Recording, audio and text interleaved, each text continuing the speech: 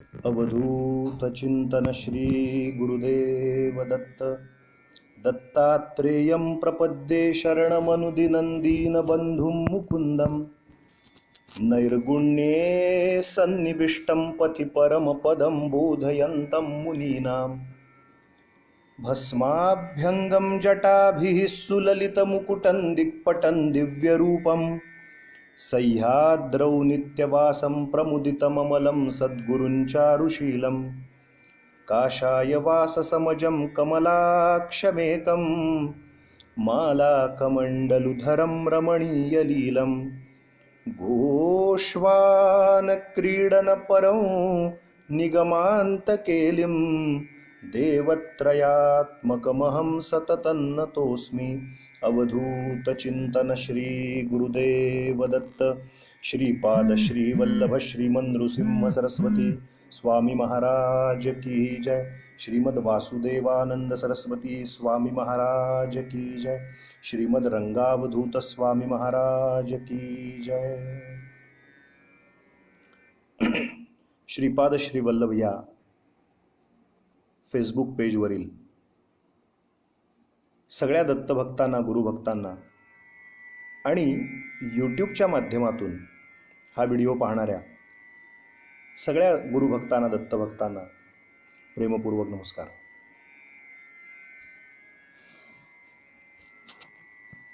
अगदी सुरुवातीला आपण 8:30 वाजता जमत होतो, मग 9:30 अशी वेळ आपण ठेवली, मग 19 ते 23 म्हणजे कालपर्यंत 5 दिवस आपण संध्याकाळी 6 ते 7, 6 ते 7:30 अशी वेळ पाहिली। 9:30ला जमायचं ठरलं त्याप्रमाणे एक उपासना हा विषय घेऊन आपण रोजची चर्चा पाहतोय। श्रीमन नारायण स्वामींचं चरित्र असेल, चिले महाराजांचं चरित्र असेल, अक्कलकोट स्वामींचं चरित्र असेल, त्या त्या दिवसाचं दिनविशेष पाहून आपण आहे त्या वेळेमध्ये आणि उपलब्ध साधनांचा वापर करून काही ना काहीतरी चिंतन या निमित्तानं लॉकडाऊनच्या काळात करतोय। आपण बद्ध, मुमुक्षु, साधक आणि सिद्ध अशा चारही अवस्थांमध्ये बद्ध कुणाला म्हणायचं, मुमुक्षु कुणाला म्हणायचं, साधक कुणाला म्हणायचं, सिद्ध कुणाला म्हणायचं, महासिद्ध कोण, हंस कोण, परमहंस कोण। तर जो एक प्रश्न आला होता, आमचे जे हे धनराज सिंग आहेत ते विचारत आहेत की गोपाळ बाबांची माहिती सांगा। तर गोपाळ बाबांच्या बाबतीत मी त्यांचं एकदा दोनदा पिठापूरला गेलेलो असताना त्यांचं दर्शन घेण्याचं भाग्य मला मिळालं, पण त्यांचं लिखित चरित्र किंवा त्यांच्याविषयीची माहिती मला पुरेशी नसल्यामुळे मी त्याविषयी आत्ता तरी या क्षणाला किंवा या पुढच्या काही दिवसात बोलू शकेन असं मला वाटत नाही, कारण त्यांच्याविषयीची कुठलीच माहिती माझ्याकडे उपलब्ध नाही। पण ज्याविषयी मला माहिती होतं, चिले महाराज असतील, गजानन महाराज असतील किंवा अक्कलकोट स्वामी असतील, त्याविषयी आपण बोललो। तर एक लक्षात ठेवूया की याच्यात तत्वचर्चा घडावी हा मूळ उद्देश आहे। काही कन्सेप्ट, परमार्थ या विषयाच्या, उपासना या विषयाच्या, संतांच्या शब्दाचा आधार घेऊन पुन्हा पुन्हा अंडरलाईनचं वाक्य सांगतो, मला काहीतरी आलंय किंवा मला काहीतरी कळलंय म्हणून असं नसून, जे काही वाचनात आलंय गुरुकृपेने, जे काही सत्संगात ऐकलंय किंवा जे काही आपण सगळ्यांनीच वाचलेलं असतं पण त्याचा नेमका अर्थ कळल्यानंतर आपल्याला ते ग्रंथ पाहण्याची एक दृष्टी मिळते, या हेतूनं आपण ही चर्चा करतोय। त्यामुळे शक्यतो तत्वचर्चा आणि त्याला अनुसरून जर काही एखाद दुसरा दृष्टांत रूपाने काही गोष्ट जर आली तर ते पक्केपणा यावं म्हणून गोष्ट। तर एक विषय प्रकर्षाने आपण पाहतोय तो असा, एक प्रश्न जो विचारला होता ज्याच्यावर विस्तृत चर्चा एक गेले आठवडाभर 10 दिवस आपण केले की साधक वेगळा असतो का, उपासक वेगळा असतो का, भक्त वेगळा असतो का। त्याचं उत्तर आपण असं पडताळताना पाहिलंय की साधक, उपासक, भक्त हे शब्द निरनिराळे आहेत, वेगळे आहेत परमार्थ मार्गात, पण तो मार्ग एकच आहे, नियम एकच आहे। जी पथ्य साधक म्हणून साधकांनी पाळायचे आहेत, ती उपासक म्हणून घेणाऱ्यांनी तीच पाळायची आहेत. भक्त जो आहे देवाचा त्याने तीच पथ्य पाळायची आहेत. जेणे विठ्ठल मात्रा घ्यावी तेणे पथ्ये सांभाळावी. त्यामुळे ती जी त्रिपुटी आहे, 3 गोष्टी, एक साधक, दुसरं साध्य, आणि तो साधक साध्याच्या ओढीसाठी करत असलेली कृती म्हणजे साधना, त्रिकोण. तसं उपासक त्याचं उपास्य दैवत आणि उपास्यापर्यंत जाण्यासाठी उपासक करीत असलेली कृती म्हणजे उपासना. तसं भक्त त्याचं इष्टदैवत आणि त्या इष्टदेवतेपर्यंत जाण्यासाठी भक्त कधीही विभक्त राहत नाही म्हणून जी कृती करतो त्याला म्हणायचं भक्ती. भक्त, भक्ती आणि त्याचं इष्टदैवत. त्यामुळे हे ट्रँगल, हा त्रिकोण ठरलेला आहे. त्याची नावं जरी आपण वेगवेगळं घेत असलो, साधक म्हणत असलो, उपासक म्हणत असलो, भक्त म्हणत असलो, तरी त्याचा मतितार्थ, त्याचा भावार्थ एकच आहे. म्हणून आपण आधी कोण बांधला गेलाय त्याच्यावर चर्चा केली. बद्ध जीव कोण आहे, प्रपंचात अडकलेला जीव कसा आहे त्याची व्याख्या पाहिली. त्याच्यानंतर आपण मुमुक्षु जीवात तीव्रतम मुमुक्षुत्व कसं असतं त्याच्यावर चर्चा सविस्तर समर्थांच्या शब्दाचा आधार घेऊन पाहिली. मग मुमुक्षुत्व जागृत झाल्यानंतरची जी पुढची अवस्था आहे ना, त्याला साधक म्हणूया, उपासक म्हणूया, भक्त असं म्हणूया. मग एकदा साधना मार्ग धरल्यानंतर एक प्रश्न असा इथे निर्माण झाला की असं काही टाइम बाइंडिंग आहे का, काही असं टाइम पिरियड आहे का की अमुक एवढी साधना केल्यानंतर माझं असं होईल. ते काही बाजारातली एखादी गोष्ट नाही आहे की बाबा 1 किलोभर पोहे पाहिजे, 1 किलोभर रवा पाहिजे, तर बाबा त्याचा जो काही दर आहे तेवढं पैसे दिले आणि तेवढी वस्तू किलोभर घेऊन आलो. तसं अमुक एक उपासना केली, मला अमुक एक फळ मिळालं, तर हे अगदी खूप स्थूल मानानं खालच्या पातळीवरची मागणी राहील. पण एकमेव मागणी जर काही असेल किंवा एकमेव इच्छा जर काही असेल साधकाच्या, उपासकाच्या, भगवत भक्ताच्या मनात, तर ती एकच असली पाहिजे की मला देवानी मनुष्य म्हणून जन्माला पाठवलं आहे, मी त्याहून निराळा आहे, माझ्यात काहीतरी एक वेगळेपणा आहे आणि तो वेगळेपणा काय आहे तो जीवानी म्हणजे मनुष्य प्राण्यांनी ओळखला पाहिजे. म्हणून त्याचं अंततोगत्वा, शेवटचं जे तात्पर्य आहे, शेवटचं जे पोचायचं ठिकाण आहे, ते या सगळ्या संतांच्या शब्दाचा आधार जर पाहिला तर एकच लक्षात येईल आपल्याला. त्याचा एकमेव अर्थ इतकाच आहे की मी जीवात्मा आहे, त्या जीवात्म्याचा शेवट होऊन तो जीवात्मा शिवस्वरूप परमात्म्यामध्ये विलीन होऊन गेला पाहिजे. हे एकमेवच उद्दिष्ट. उपासनेचे अंती देवभक्ता झाली भेटी. जो भक्त आहे तो आता विभक्त राहिलाच नाही, तो देव भगवंत स्वरूप झाला. देव पहाया गेलो, देव होऊन चिठेलो. हे जे काही वाक्य आपण ऐकतो की मी देव पाहायला म्हणून गेलो पण मी देव होऊन गेलो, मीच परमेश्वर तत्व माझ्यात कसं दडलंय, माझ्याच ठिकाणचं परमेश्वर तत्व, आत्मतत्व मला कळावं म्हणून मी 10-12 एपिसोड पूर्वी असं म्हणालो होतो की आत्मदेवाची प्राप्ती, आत्मारामाची प्राप्ती ही उपासनेचं फलश्रुती ती असली पाहिजे.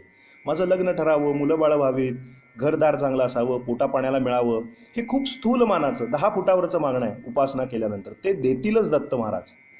पण अंततोगत्वा उद्दिष्ट हे असलं पाहिजे साधकाचं, उपासकाचं, जो भगवत भक्त स्वतःला म्हणून घेतो त्याचं, की माझं जीवात्मा असलेला मी, हे जे शरीर मला मिळालंय भगवंताच्या कृपेने माणसाचं, त्याच्या आत जो चैतन्य रूपाने श्री नारायण आतमध्ये नांदतोय, दत्त रूपाने जो परमात्मा वास्तव्याला आहे, त्या दत्ताला, हृदयस्थ दत्ताला, त्यालाच त्याची ओळख पटावी. आत्ता गंमत काय झाली की मला माझ्या हृदयाच्या आत दत्त महाराज आहेत, माझ्या हृदयात भगवंत स्वरूप आहे. जैसा हृदयामध्ये मी रामू, माऊली म्हणाली. सर्व जीवासी आरामू परिभ्रांत्यासी कामू विषयावरी. भ्रांत झालेत सगळे, सगळ्यांना टोलेजंग इमारती बांधायच्या आहेत, भरपूर पैसा कमवायचा आहे, लॅविश जीवन जगायचं आहे, या जगाच्या बाजारातली जेवढे सुखोपभोग आहेत ते भोगायची इच्छा आहे आणि सगळं देवानी भरपूर दिलेलं आहे, तरी पण अजून अजून अजून पाहिजे, अजून पाहिजे, ही जी हव्यास भूमिका आहे ती सुटत नाहीये. याचं कारण शरीर या पातळीवरती मी समजतो, हे शरीर म्हणजे मी आहे. असं समजतोय. आणि ते जावं आणि माझी शिवस्वरूपाची प्राप्ती मला घडावी. जीवात्म्याचं जीवात्मा हा शिवात्म्यामध्ये परिपूर्ण रूपाने विलीन व्हावा. काय सुंदर भाव आलाय पहा. 4 गोष्टी अशा सांगून ठेवल्या, एका सुभाषितात वर्णन केलं. ते म्हणाले, आहार निद्रा भयमैथुनंच सामान्यमेतत् पशुभिर नराणाम. 4 गोष्टी अशा आल्या की त्यातलं पहिली गोष्ट आहार, दुसरी गोष्ट निद्रा, तिसरी गोष्ट भय, चौथी गोष्ट मैथुन. आहार निद्रा भय मैथुनंच सामान्यमेतत् पशुभिर नराणाम. मनुष्य प्राण्यामध्ये आणि जनावरांमध्ये, पशुपक्ष्यांमध्ये, किडा मुंगी कृमी कीटक यांच्यामध्ये 4 गोष्टी या सामायिक आहेत, कॉमन आहेत.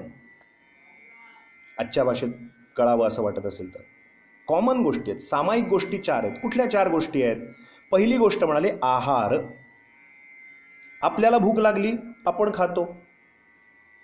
अगदी पूर्णांशाने जेवण नाही मिळालं, पोहे आहेत, उपमा आहे, अन्य काही नाश्ता आहे, चिवडा आहे, लाडू आहे, काही ना काहीतरी खाद्यपदार्थ पोटात गेला की आपली भूक नावाची विषय भागली पाहिजे. याचा अर्थ श्रोते असा आहे की मला भूक लागली की मी खातो. म्हणजे भूक लागल्यानंतर खाणं आहार. आता पशुपक्षी पण करतात की नाही? त्यांना भूक लागली की ते पण खातात की नाही? कॉमन गोष्टी काय? पशु पक्षी कृमी कीटक आणि मानवी देहात आहार. त्यांना भूक लागली की ते खातात, आपल्याला भूक लागली की आपण खातो. त्यांना झोप आली की ते झोपतात, आपल्याला झोप आली की आपण झोपतो. सध्या लॉकडाऊनमध्ये आपला कार्यक्रम काय आहे? इशी ममा आणि निनी. तिसरा कार्यक्रम काय आहे? भरपूर खायचं, खाल्ल्यानंतर झोप येते म्हणून झोपायचं, झोपून उठल्यावर परत भूक लागली म्हणून खायचं, खायचं आणि झोपायचं, झोपायचं आणि खायचं. एवढा एकमेव कार्यक्रम. जे वर्क फ्रॉम होम करतायत त्यांना सोडून आणि जे काही अत्यावश्यक सेवेत आहेत त्या सोडून. पण जनरल जर आपण पाहिलं तर खायचं, प्यायचं, झोपायचं आणि ताणून द्यायचं फक्त. याच्या पलीकडे काहीही चाललेलं नाही. म्हणजे आपल्याला भूक लागली की आपण खातो, जनावरांना भूक लागली, पशुपक्ष्यांना भूक लागली की ते खातात, आपल्याला झोप आली की आपण झोपतो, जनावरांना भूक लागली की त्यांना झोप आली की ते झोपतात. आहार निद्रा भय. आपल्याला आपल्यापेक्षा कोणी मोठा असला, दांडगा एखादा कोणी भेटला, आपल्यापेक्षा कोणी मोठा दादा भेटला, आपल्या वरचा कोणीतरी अधिकारी भेटला आणि त्यांनी जरा दटावून डोळे मोठे करून आपल्याला जरा दटावलं, आपण घाबरतो. एखाद्या परिस्थितीला घाबरतो, एखाद्या व्यक्तीला आपण घाबरतो, एखाद्या प्रसंगात आपण घाबरतो. कारण आपण भय नावा मानवाच्या ठिकाणी आहे, प्राण्यांच्या ठिकाणी आहे, पशुपक्ष्यांच्या ठिकाणी आहे. आहार निद्रा भय. आणि चौथं महत्वाचं सांगितलं मैथुनंच. आम्ही आमच्यासारखी संतती जन्माला घालतो, पशुपक्षी पण घालतात. विशेष काय? विशेष नावाचा विषय काय आहे? या 4ही गोष्टी म्हणाले कॉमन आहेत. पशुपक्षी सुद्धा, कृमी कीटक सुद्धा, जनावर सुद्धा या पद्धतीनं करतात. आम्ही सुद्धा तेच करतो. आहार निद्रा भय मैथुनंच सामान्यम एतत् पशुभिर नराणाम. पशुपक्षी आणि प्राणी आणि मनुष्य यांच्यात कॉमन गोष्टी या 4 आहेत. मग विशेष काय? विशेष गोष्ट ही आहे सज्जन हो, ज्ञानम हि तेषाम अधिकम विशेषो.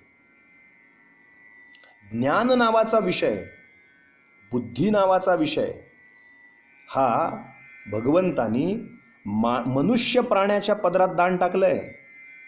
हे आपण विसरता कामा नये.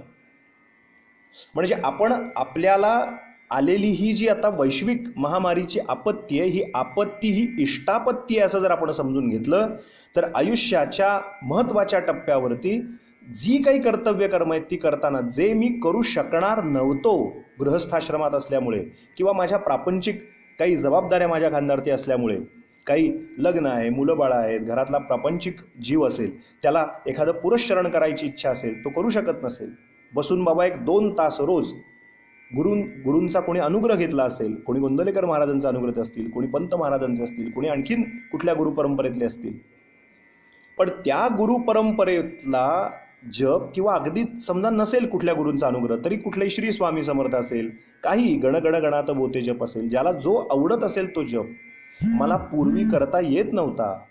पण आता मला करायची संधी माझ्या सद्गुरुनाथांनी मला दिली आहे, माझ्या प्रारब्धाने मला ती संधी मिळाली आहे, असा जर विचार केला गेला तर आलेली आपत्ती ही माझ्यासाठी इष्टापत्ती आहे असं जेव्हा आपण समजू, तेव्हा त्या देवानी इथे डोक्यामध्ये मेंदू नावाचा विषय दिलाय आणि त्या मेंदूच्या ठिकाणी बुद्धी ज्याला म्हणतात ती बुद्धी नावाचा विषय दिलाय, तो वापरला गेला पाहिजे. ज्ञानम ही तेषाम अधिकम विशेषो. ज्ञान नावाची एक वस्तू आपल्याकडे दिलेली आहे आणि त्याचा जर वापर आपण केला तर जीवात्म्याला शिवात्म्यापर्यंत जाण्याचा प्रवास त्याचा सुकर होतो. इथे बरेच जण मला काल मी असं म्हणालो होतो की उद्या आणि परवा 1-2 दिवस बोलून आपण थांबूया, पण बरेच जण म्हणतात की रोज चालू ठेवा अर्धा पाऊण तास, बघूया कसं काय जमतंय ते. पण आज उद्या तरी 2-3 दिवस पुढचे आपण नक्की 9:30ला भेटूया. जर पुढे कंटिन्यू ठेवायचं असेल, करायचं झालं असं जर ठरलं तर कुठला विषय घ्यावा, काय घ्यावा या विषयावर आपण नक्की चर्चा करू. तसं ठरलं तर आपण नक्कीच बोलूया, अगदी नक्की. आपण सगळे लिहिताय मला, नक्की त्याच्यावर चर्चा करू. पण आज उद्या परवा 3 दिवस तरी आपण नक्की त्या विषयाची सांगता करूया की उपासक म्हणजे तोच आहे, साधक तोच आहे, भक्त तोच आहे, तेच नियम पाळायचे, तीच पथ्य पाळायचे हो, त्याच्यासाठी काही निराळं नाही आहे. आता किती वेळ केल्यानंतर उपासना फलद्रूप होते असं काही आहे का? काय आहे, उपासना करता करता कुठला जीव कुठल्या टप्प्यावरती आलाय प्रवास करत हे आपल्याला माहीत नाही. मागच्या काही जन्माचं जर तो घेऊन आला असेल, पूर्वीचा तो दोरा उगवेल, तुकाराम महाराज म्हणाले. मागच्या जन्माचा जर काही उपासनेचा धागा असेल आणि प्रारब्धवशात देह पडला असेल, म्हणजे जर शरीर पडलं असेल, मृत्यू झाला असेल, तर परमेश्वर भगवंत इतका दयाळू आहे की तो पुन्हा मानवी जन्म देतो. जो अभ्यासू असतो पोरगा, त्याच्या पाठीमागे शाळेतले शिक्षक असतात, त्याच्या घरातली माणसं त्याच्या पाठीशी उभी राहतात. ज्याला अभ्यासच करायचा नाही, ज्याला शाळेमध्ये ज्याचं लक्ष नाही, ज्याचा अभ्यासात लक्ष नाही, त्याच्याकडे मग दुर्लक्षितच केलं जातं. पण जो तळमळीनं अभ्यास करतो, जो विद्यार्थी आहे, अर्थी म्हणजे इच्छुक आहे, खरी विद्या संपादित व्हावी म्हणून तडफडतो, खरी विद्या संपादित व्हावी म्हणून ज्याच्या चित्तात तळमळ आहे, त्याच्यावरती सगळ्यांचं लक्ष एकत्रित असतं. तसं मला मुक्ती मिळावी म्हणून जो अर्थी, मोक्षार्थी जो आहे, असा जर कोणी जीव दिसला तर सगळे त्याच्या मदतीला धावून येतात आणि त्यानं जेवढा अभ्यास केला त्या अभ्यास करताना त्याचा जर देहपात झाला, दैववशात जर तो मृत्यूला सामोरा गेला, तर इथे गोपालकृष्णांना हा प्रश्न भगवद्गीतेत स्वतः अर्जुनानं विचारलाय. कृष्णा, काय सुंदर चर्चा आहे पहा. कृष्ण भगवंतांना, श्रीकृष्ण परमात्म्याला अर्जुन प्रश्न विचारतो, देवा तू आत्ता असं म्हणतोयस की 84 लाख योनी आहे, 84 लाख वेळा जीव जन्म घेतो, जन्माला येतो, मरतो, ध्रुवन जन्म मृतस्यचे इत्यादी तू सांगितलंस. देवा एकच गोष्ट मला सांग की आत्ता मानवी देह मला मिळालाय, आत्ता मला मानवी शरीर मिळालंय, पण हे मानवी शरीर जर माझं पडलं, जर मी मृत्यूला सामोरा गेलो, तर मग पुन्हा माझा गाडा सुरू होईल का? कृमी, कीटक, पशु, पक्षी, जनावर, प्राणी, मग पुन्हा फेऱ्यानंतर पुन्हा मला मानवी जन्म मिळेल का? एक शंका अर्जुनाकडनं विचारली गेली श्रीकृष्णांना. काय असतं, आपल्याकडचे जेवढे जेवढे ग्रंथ आहेत, जेवढं वाङ्मय आहे, ते सगळंच्या सगळं वाङ्मय हे संवादात्मक आहे. हे आपण लक्षात घेऊया, फार महत्त्वाचा मुद्दा आहे. आपण बघा, श्रीमद भागवत काढा, भागवतामध्ये सुद्धा 4-5 महत्त्वाचे संवाद आलेले आहेत. संवाद हा विषय फार महत्त्वाचा आहे. कोणीतरी विचारतं आणि कोणीतरी त्याच्यावरती सांगतं. म्हणून आपल्या या फेसबुक लाईव्हच्या याला एक नाव आपण दिलंय, सुखसंवाद. इथे कोणी कोणाला तत्वज्ञान सांगण्यासाठी जमत नाही होत, पण तत्वाची चर्चा करण्यासाठी नक्की जमतोय. एकमेक सुखस्वरूप असलेल्या परमात्म्याविषयी, आनंद स्वरूप असलेल्या परमात्म्याविषयी, परमेश्वराविषयीच काहीतरी बोलायचं, संत सत्पुरुषांच्या विषयी काहीतरी बोलायचं. आता नारायण स्वामींसारखे असतील, चिले महाराजांसारखे असतील, अक्कलकोट स्वामींसारखे असतील, आपण काय केलं, त्यांच्या चरित्राचं स्मरण करून जे थेरॉटिकल ज्ञान होतं ते प्रॅक्टिकली कसं आहे ते आपण पाहिलं चरित्र ऐकून. याचा अर्थ तेच सिद्धांत विवरलेची विवरावे, त्यांच्याविषयीच आपण बोललो. सुखसंवाद म्हणजे एकमेकाचा काहीतरी सुखाचा संवाद नसून सुखस्वरूप असलेला परमात्मा, आनंद स्वरूप परमात्मा, त्या आनंद स्वरूप परमात्म्याविषयी काहीतरी बोलायचं, त्याच्याविषयीचा संवाद साधायचा, म्हणून त्याचं नाव आपण सुखसंवाद असं ठेवलेलं. की त्या परमेश्वराचं स्मरण करायचं तेवढ्या अर्ध्या तासात, या अर्ध्या पाऊण तासात, 1 तासात, त्याच्याविषयी काहीतरी बोलायचं.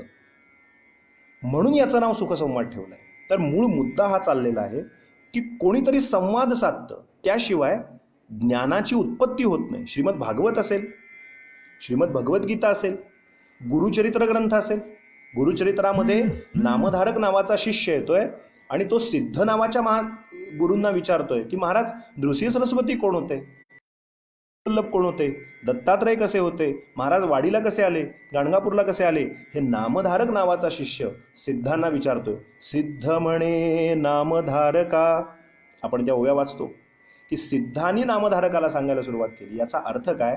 संवादात, डायलॉग होतात, जेव्हा संवाद होतात, त्या दोन व्यक्तींच्या, थोडा इंटरनेटचा प्रॉब्लेम आहे, क्षमा करा, दोन व्यक्तींच्या डायलॉगमधून, संवादातून काहीतरी तत्वचर्चा होते.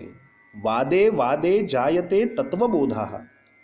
वाद म्हणजे तशा अर्थानं वाद अपेक्षित नाही आहे संस्कृत वाङ्मयाला. वाद याचा अर्थ तत्वाची चर्चा करता करता वादे वादे जायते तत्वबोधा, काहीतरी तत्व दृढ झालं पाहिजे, म्हणून ही चर्चा. म्हणून आपला मूळ विषय हा चालला की सगळं दासबोध ग्रंथ काढा.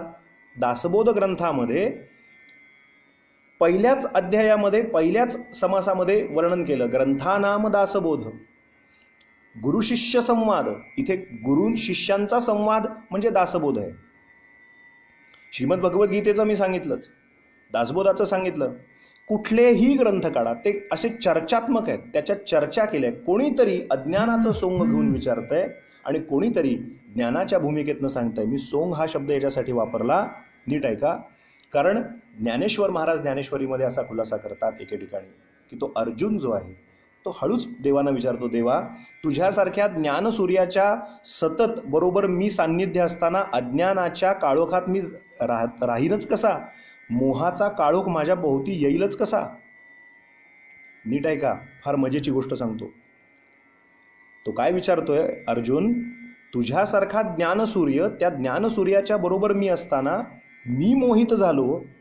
अर्जुन मोहित झाला म्हणून गीता सांगितली असं आपण ऐकतो.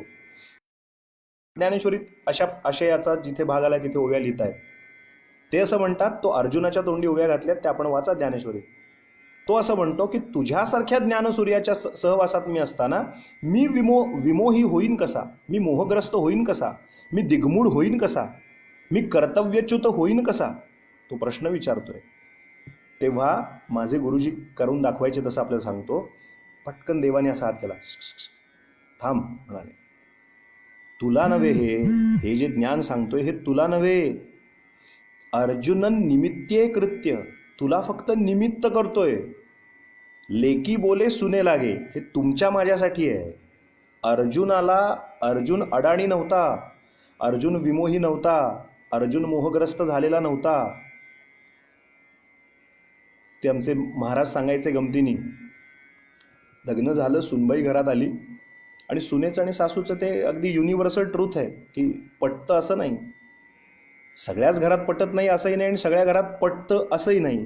पण एक जनरली असा एक नियम आहे की सून जे सांगते ते सासूला पटत नाही, सासू जे सांगते ते सुनेला पटत नाही. सासू या शब्दाचा अर्थच आम्ही कीर्तनात सांगतो, सारख्या सूचना करते. सा म्हणजे सारख्या, सू म्हणजे सूचना. सारख्या सूचना करते ती सासू. आणि सून म्हणजे सूचना नको, मला सूचना देऊ नका असं जी म्हणते ती सून.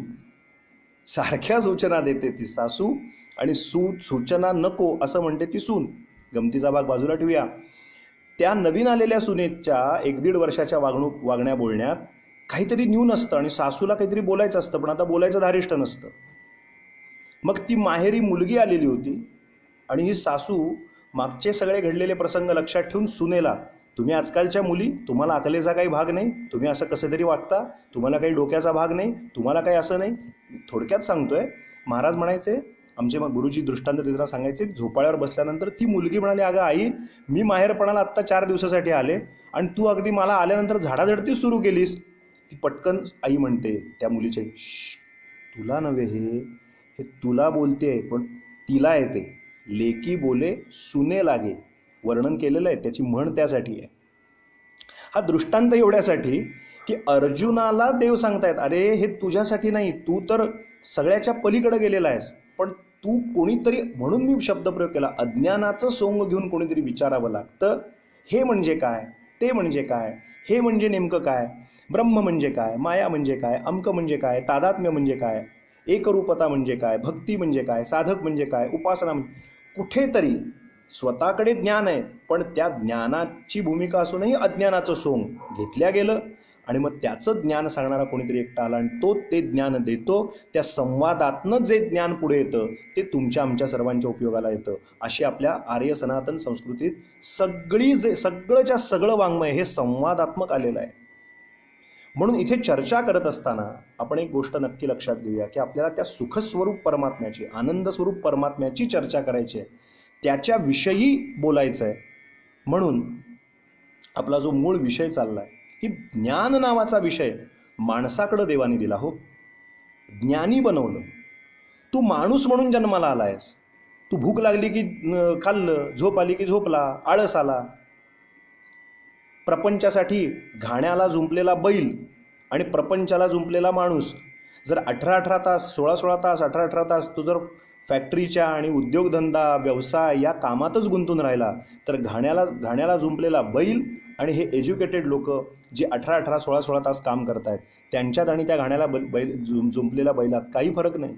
किंवा आपापल्या उद्योग व्यवसायात निमग्न आहे सतत, हा व्यवसाय, मग त्या व्यवसायातनं आणखीन पैसा कमवीन, मग त्यातनं मग असं करीन, मग घरादाराकडे लक्ष नाही, मुलाबाळांकडे लक्ष नाही. अहो, स्वतःच्या शरीराकडे लक्ष नाही, स्वतःच्या मनस्वास्थ्याकडे लक्ष नाही, शरीर स्वास्थ्याकडे लक्ष नाही. केवळ एकच उद्दिष्ट, पैसा कमवायचा, पैशातनं पैसा कमवायचा, पैशातनं अधिक पैसा कमवायचा. हे एवढंच उद्दिष्ट ठेवून जर जग चालू असेल तर कुठेतरी त्या जगन्नियताला एक तडाखा द्यायला लागतो. आणि मग तो सगळ्यांना ठिकाण्यावर आणून ठेवतो की कुठेतरी अंतर्मुख व्हा, विचार करा, नेमकं गंतव्यस्थान काय आहे आपलं, नेमकं कुठं जायचं आहे आपल्याला, नेमके आम्ही कोण आहोत आणि नेमकं आम्हाला कुठं जायचं आहे. ज्ञानम हि तेषाम अधिकम विशेषो. आम्ही जनावरं नाही, दारात गल्लीत गावात कुत्री फिरत असतात, जनावरं असतात, ती नाही चर्चा करत. चला जर आता लॉकडाऊन आहे, आपण दासबोध वाचून घेऊया, तुकारामांची गाथा वाचून घेऊया, गुरुचरित्र वाचून घेऊया, असा विचार अजिबात मनात येत नाही जनावरांच्या, पशुपक्ष्यांच्या. कारण त्यांच्याकडे आत्मोद्धार आपला व्हावा अशी बुद्धीच नाही आहे. ती बुद्धी जर देवाने कुणाकडे दिली असेल, ज्ञानम हि तेषाम अधिकम विशेषो, म्हणून ते ज्ञान, ती ज्ञानाची शिदोरी जीवात्म्यानं म्हणजे मनुष्य प्राण्यानं घ्यावी आणि मग आपलं मार्गक्रमणा करावी. मग ती करताना केलेली गेलेली कृती, अनुताप, अनुतापातून पश्चात्ताप, मागच्या गेलेल्या कर्माचा पश्चात्ताप, परमेश्वरानं कृपा केल्याशिवाय माझं आता काही इथनं पुढे मार्गस्थ माझं जीवन होणार नाही, ही तळमळ अंतःकरणात निर्माण होणं, याला अनुताप म्हटलं. अनुतापातून 3 पायऱ्या, मुमुक्षुत्व, तीव्र, तीव्रतम आणि तीव्रतर, तीव्र, तीव्रतर आणि तीव्रतम. टेंबेस्वामींसारख्या, रंगावधूत महाराजांसारख्या अधिकारी महापुरुषांचं तीव्रतम मुमुक्षुत्व. नारायण स्वामी, काल आपण चरित्र ऐकलं 2 दिवस, तर मुमुक्षुत्व जागृत झालं आणि मग त्यांना सिद्धावस्था, मुक्तता प्राप्त झालेली. त्यामुळे एक गोष्ट लक्षात ठेवूया, किती वेळ साधना केली, किती वेळ उपासना केली म्हणजे मला लगेच हे मिळेल, असे प्रश्नच मनात आणू देऊ नये. मराठीत म्हण आहे बघा, पी हळद हो गोरी, असं नाही होत. एकच गोष्ट सतत सतत अभ्यासाने केली गेली पाहिजे. भगवंताचं गीतेतलं सर्वात महत्वाचं वचन आहे, सततं कीर्तयन्तो माम यतंतश्च दृढव्रताः नमस्यन्त्यश्च माम भक्त्या नित्ययुक्ता उपासते. परवा सांगितलं होतं हे प्रमाण की सतत झालं पाहिजे. एखादा दुकानदार आहे, एखादा व्यवसाय करतोय, तर खाता पिता उठता बसता जाता येता मी माणूस म्हणून देवाने मला जन्माला घातलाय, मी कुठल्या जातीत जन्माला आलोय, मी कुठल्या वर्णाचा आहे, हे इतकं महत्वाचं नाहीये. मला देवानी माणूस बनवलंय. मी स्त्री आहे की पुरुष आहे याची सुद्धा बंधनं नाहीत. चहुवर्णा नामाधिकार, नामी नाही लहान तो, दासबोध सांगतं. कोणालाही मुक्तीची, इथे मुक्तीची कामना करणाऱ्या कुठल्याही जीवाला मुक्तीचा अधिकार मनुष्य जन्माला आल्यानंतर आहे. तो स्त्री असू दे, पुरुष असू दे, तो ब्राह्मण असू दे, कुठल्याही वर्णाचा असू दे, चहुवर्णा नामाधिकार. आतून पेटून उठलं पाहिजे, मला मोकळं व्हायचंय. मग एखादा उद्योजक असेल, एखादा दुकानदार असेल, अगदी किराणा मालाचा दुकानदार असेल, समोरच्यानी लिस्ट दिली आहे, तांदूळ, आता ह्या दरम्यान आपण त्याला एक शब्द म्हटला जातो अवतरण चिन्हात, जीवनावश्यक वस्तूसाठी दुकान उघडं राहील. पण परवाच एक मेसेज आला होता, जीवनावश्यक वस्तू घेण्यासाठी गर्दी करत असाल तर जीवन आधी अस्तित्वात असणं हे आवश्यक आहे. तुम्ही आधी जिवंत राहणं हे आवश्यक आहे. जीवन आवश्यक आहे आणि जीवन आवश्यक असेल तर मग जीवनावश्यक वस्तू मिळायला बाजारात जायला पाहिजे. म्हणून सर्वात पहिली महत्त्वाची गोष्ट ही लक्षात ठेवली पाहिजे की कोणी दुकानात गेला, यादी देतो, जरा रवा द्या इतके किलो, जरा तांदूळ द्या, जरा डाळ द्या, जरा गूळ द्या, ती लिस्ट आली. एक काम करू शकतो, करता करता कसं शक्य आहे, कर्मयोग. ते अर्धा किलो डाळीची पुडी बांधताना म्हणू शकतो आपल्या, जर एखादा दत्त भक्त असेल तो दत्त दत्त दत्त एकीकडे लक्ष देतोय अर्धा किलोवरती आणि तो पुडी बांधताना लक्ष देतोय. ती वस्तू देताना अगदी समोर एखादा हसेल म्हणून त्याला प्रदर्शनी नको, पण मनातल्या मनात नामस्मरण करून ती पुडी देऊ शकतो. 1 किलो तांदूळ ती पुडी द्यायची, ती देताना आपल्या देवाचं नाव. प्रत्येक कर्म करताना अनुसंधान, ज्ञानम हि तेषाम अधिकम विशेषो. मला माणूस म्हणून पाठवलाय, माझ्या आयुष्यातला वेळ वाया जाता कामा नये. वेळातला वेळ माझा सत्कारणी लागला पाहिजे आणि जितका मी तो वापरीन तितकं मला दत्त चरणापर्यंत जाता येईल. इथे मला एक मुद्दाहून एक दृष्टांत आत्ता बोलता बोलता सुचला, सहज म्हणून सांगतो. घडलेली गोष्ट आहे ही, माणसं घडून गेलेली आहेत, हे घटना घडलेल्या आहेत म्हणून सांगतो. आपण ऐकलं असेल, आधी थोडं जुनं उदाहरण सांगतो. तदाकार होणं म्हणजे काय, तद्रूप होणं म्हणजे काय, त्यातला महत्त्वाचा शब्द आहे तत्. तत् रूप, तद्रूप. तद आकार म्हणजे त्या ठिकाणी रत होणं, तदाकार. तद्रूप तन्मय, त्या एका गोष्टीत तन्मय झाला. याचा अर्थ काय, तत्स्वरूपाशी जो रत झाला, रमला, तन्मय झाला. तत्स्वरूप त्या त्या म्हणजे त्या परमेश्वर स्वरूपापाशी जो रत झाला, रमला, तत्स्वरूप, तन्मय, तदाकार, तद्रूप असे जे शब्द ऐकतो याचा अर्थ असा. आपण जर पाहिलं असेल, तद्रूप होणं, तदाकार होणं, त्या नामदेव महाराजांच्याकडे काम केल्याच्या नंतर आणि नंतर आपण जर ऐकलं असेल की त्या गोवऱ्या थापायचं काम करत होते, ज्यावेळेला आपण पाहिलं असेल की माझ्या गोवऱ्या तुझ्या गोवऱ्या असा वाद झाला, तेव्हा छाती ठोकपणे सांगितलं की ज्या गोवरीमध्ये विठ्ठल विठ्ठल विठ्ठल विठ्ठल असा नामाचा जयघोष होईल त्या गोवऱ्या माझ्या आहेत. इतकं सांगण्याचा अधिकार संत सत्पुरुषांचा आहे. काय अधिकार असेल की ती गोवरी थापते, पण गोवरी थापताना चित्त पांडुरंगापाशी विलीन आहे, मुखातनं नाव येत आहे, ते प्रदर्शनी नाही आहे उपासना, आम्ही कसे परमार्थी होत, असा कुठलाही शो ऑफ नाही आहे. पण विठ्ठल विठ्ठल विठ्ठल विठ्ठल विठ्ठल विठ्ठल विठ्ठल कानाला लावल्यानंतर ज्या गोवरीमधून विठ्ठल नावाचा आवाज येईल ती गोवरी माझी आहे, इतकं सांगण्या एवढा अधिकार. किती अंतर्मुख होण्यासारखे दृष्टांत आहेत.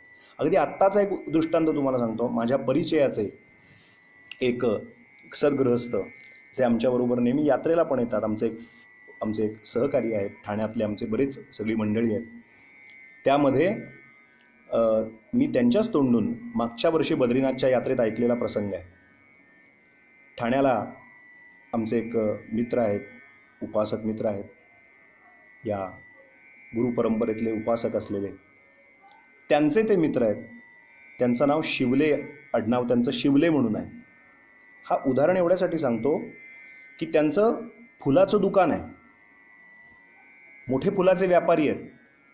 ठाण्याला, मुंबईला त्यांच्या वडिलांनी फुलाचं मार्केट ते पाहिलं. आधी नोकरी केली मुंबईला आणि त्यानंतर ठाण्याला ते शिवले दादा म्हणून जे आहेत, त्या शिवल्यांचं दुकान प्रसिद्ध आहे, फुलाचं दुकानसाठी ते प्रसिद्ध आहे.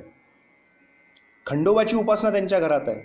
दरवर्षी चंपाषष्ठीला, आपण कल्पना नाही करणार पण आपल्या माहितीसाठी सांगतो, ठाण्यातली जी लोक, मुंबईतली जी लोक पाहत असतील त्यांना लक्षात येईल, मामलेदारची जी मिसळ आहे त्या मिसळच्या मागच्या बाजूला खंडोबाचं जे मंदिर आहे ते या शिवल्यांच्या परंपरेतलं आहे.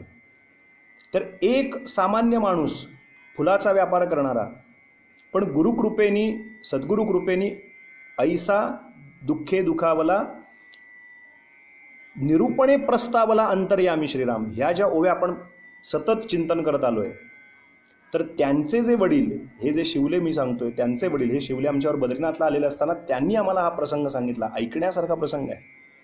त्यांनी सांगितलं की त्यांचे वडील, त्यांच्यावर कृपा कशी झाली खंडोबाची, तर ते ठाण्याला जे तळं आहे त्या तळापळीच्या तिथे ते उपासनेला बसायचे आणि खंडोबाचा दृष्टांत झाला. आणि ते मंदिर तिथं आजही ठाण्याला मामलेदार मिसळच्या मागच्या बाजूला आहे. स्वयंभू स्थान आहे, अत्यंत पाहण्यासारखं आहे. तुम्ही कल्पना नाही करणार इतकी मंडळी ठाण्याला तिथे चंपाषष्ठीला जवळजवळ कमीत कमी 10,000 ते मॅक्झिमम 15 ते 16,000 लोक, 10 ते 15,000 लोक, 10 ते 15,000 लोक जवळजवळ प्रसादाला असतात. भंडारा होतो चंपाषष्ठीच्या दिवशी. मोठ्या मोठ्या पातेल्यांमध्ये आमटी, भात, वांग्याची भाजी, मसाले भात, शिरा, बुंदी, काय जे असेल ते. 15,000, 10-12,000 लोक, 15,000 लोकांना प्रसाद करायचा, चेष्टा नाही. कारण खंडोबासाठी रांगा लागतात. त्या तिथपासनं जी रांग लागते ती मामलेदार मिसळपासून लांबपर्यंत मी माझ्या डोळ्यांनी पाहिले. तर त्यांना जेव्हा आम्ही विचारलं की हे कसं काय आलं, तुमच्या वडिलांवर ही खंडोबाची कृपा कशी झाली, तेव्हा त्यांनी फार फार महत्त्वाचं सूत्र सांगितलं. श्रोते ऐकून ठेवणार काय. ते म्हणाले, माझे वडील आधी मुंबईला आले, थोडं ते तंत्र अवगत केलं. ते जुन्या काळात असं ते दाबणे नाही, ते गाठी मारून फुलाला बरोबर गाठ मारायचे आणि ते तसे हार करायचे. त्यांना ज्या गुरूंचा संपर्क झाला त्या गुरूंच्या सान्निध्यात सत्संगतीत आले. पुण्यमार्ग पोटी धरी, आपण एक सूत्र सतत हे करतोय, सत्संगाची वांछा धरी. आणि मग पुढे म्हटलं, विरक्त झाला संसारी या नाव मुमुक्षू. विरक्तता आली प्रापंचिक कर्मासाठी. देह प्रपंचाचा दास सुखे करो काम, तुझे रूप चित्ती राहू मुखी तुझे नाम. प्रपंचासाठी हा शरीर अर्पण केलेलं आहे. त्यासाठी जे जे करायचंय ते ते मी करीन. प्रपंचाचा गाडा ओढण्यासाठी मला नोकरी, उद्योग, व्यवसाय, धंदा, जे जे म्हणून काय काय करायचंय ते ते मी करीन. पण ते करत असताना तिथंच आहे परमार्थ. त्याच्यासाठी काही वेगळा असा काही वेळ काढायला पाहिजे अशातला काही विषय नाही हो.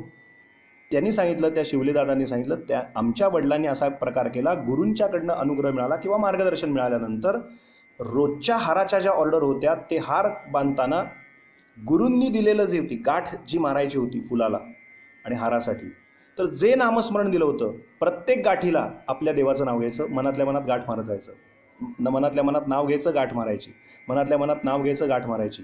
म्हणजे एकीकडे शरीर, म्हणजे ज्याला कमांड म्हणतात, आपण जसं कॉम्प्युटरला एक एक विशिष्ट कमांड देतो तसं इथे बुद्धी. मी आज हे का बोलतोय, ज्ञानम ही तेषाम अधिकम विशेषो हा विषय आहे. बुद्धी नावाचा विषय आपल्याला मनुष्य प्राण्याला दिलाय. आपण जर अशी कमांड देऊ शकलो की तुझं शरीर प्रापंचिक गोष्टीत कामासाठी झुंपू दे, करू दे काम, पण ते काम करत असताना, प्रपंचासाठी 2 पैसे कमवत असताना शरीराच्या पातळीवर शरीर धावू दे, काम करू दे, पण तेच काम करताना त्याच प्रपंचात परमार्थ कसा साधता येईल. त्याच हाराचे नुसतंच हार करत बसलं तर वेळ जाणारच होता 5-6 तास. पण प्रत्येक फुलांच्या निमित्तानं गाठ मारताना जे काही नाम ते घेत होते, अशा लाखो गाठी त्यांनी मारल्या. प्रत्येक गाठीला देवाचं नाव घेतलं, प्रत्येक गाठ मारताना देवाचं नाव घेतलं. लाखो जप झाला की नाही. याचा अर्थ मला आजच्या दिवसाच्या फेसबुक लाईव्हचा तात्पर्य अर्थ एवढा सांगायचा आहे. साधना, उपासना याविषयी चर्चा करत असताना एक कन्सेप्ट आपण अशी एक नक्की पक्की करून घेऊया की पहिल्या पातळीवरती, पहिल्या भूमिकेमध्ये असताना, 1ली ते 5वी जशी आपली इयत्ता असते तसं पहिल्या प्राथमिक स्थितीमध्ये ते पूर्वेकडे तोंड असलं पाहिजे, ते आसनच असलं पाहिजे, माळ असलीच पाहिजे, ते भस्म लावलं गेलं पाहिजे, ते असं ताट बसलं पाहिजे, कपाळाला गंध असलं पाहिजे, काही ह्या गोष्टी केल्याच पाहिजेत, त्या कॅटेगरीतल्या त्या केल्या पाहिजेत. पण खूप तंत्राचं अवडंबर खूप केलं जातं आणि मूळ जी उपासना करायची आहे ती बाजूला होते आणि साधनांचाच बडीमार खूप होतो. नाही ते दर्भाचं आसन मला पाहिजे, जप करायचा आहे. म्हणजे जप हा विषय त्यातला महत्त्वाचा आहे, तो बाजूला राहतो. पण आपण आसन मी कसं घेतलं आहे, दर्भासन, मी अमुक हे आसन कसं घेतलं आहे, मी तमुक आसन कसं घेतलं आहे, मी लाकडाचा पाट कसा माझ्यासाठी निराळा बनवून घेतला आहे, किंवा काही मी माळ मग चंदनाचीच कशी घेतो, मग मी रुद्राक्ष हा कसा वापरतो, मी तेच पवळ्याची माळ मी कशी गळ्यात घेतली आहे. आपण साधनांमध्ये एवढे अडकतो की साधना बाजूला जाते आणि साधनांचाच गवगवा फार करत बसतो.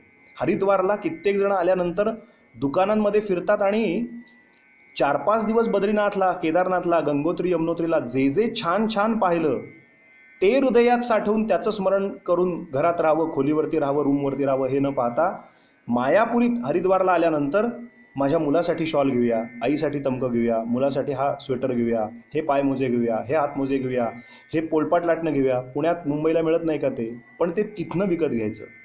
कारण मोहपुरी आहे, मायापुरी आहे. ती दुकानं पाहिल्यानंतर ते मायेत येतं. एक गमतीचं वाक्य सांगतो, ब्रह्म पाहून आल्यानंतर सुद्धा आपण इतके असतो की आपण मायापुरीत मायेमध्येच अडकतो.